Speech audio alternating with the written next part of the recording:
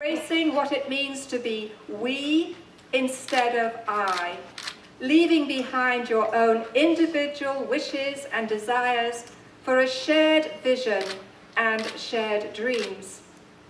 Marriages are made in heaven, but they have to be maintained on earth, and so your promises to one another before this gathering and before God reflect your willingness to make your marriage work.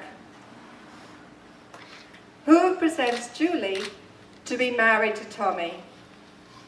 Her mother and I.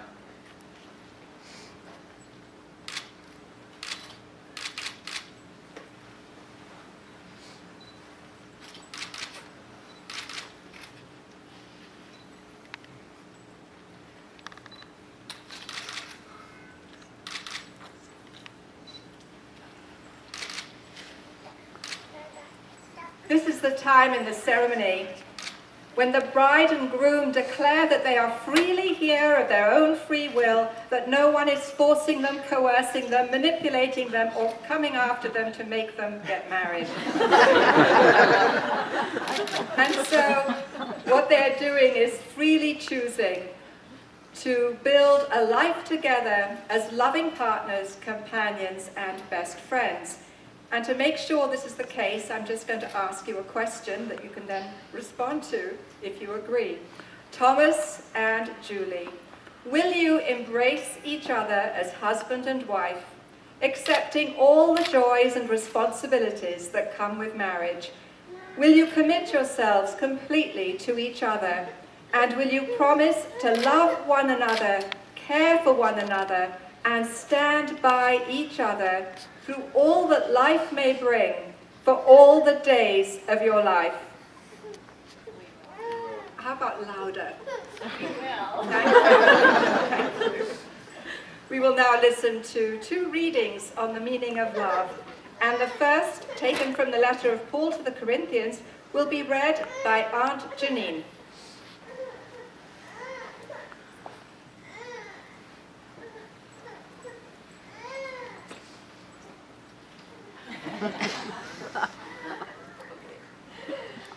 This is the 1 Corinthians. Love is patient, love is kind. Love is not jealous or boastful or arrogant or rude. It does not insist on having its own way. It is not irritable or resentful. It does not rejoice in wrongdoing, but rejoices in the truth. It bears all things, believes all things, hopes all things, endures all things. Love never ends.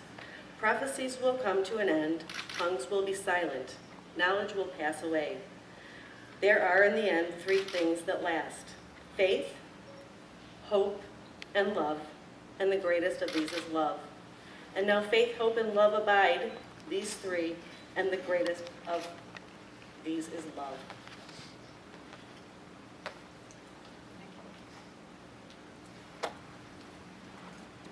And so it is. Love is the greatest of all. And now for a wedding poem read by Aunt Liz.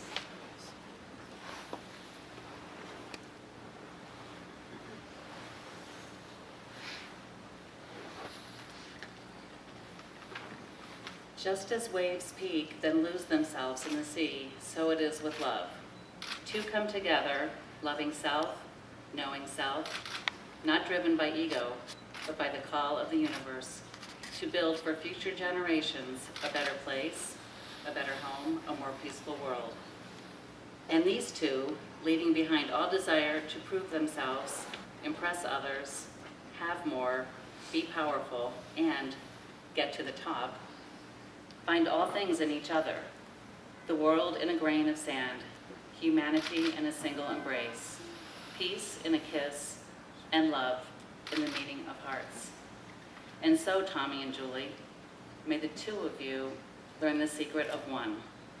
As you walk together, work together, grow together, never in competition, but always as one. Never in isolation, but always together. Never in resentment, but always in understanding. Never in hostility, but always in honesty, compassion, and loving respect. you so much.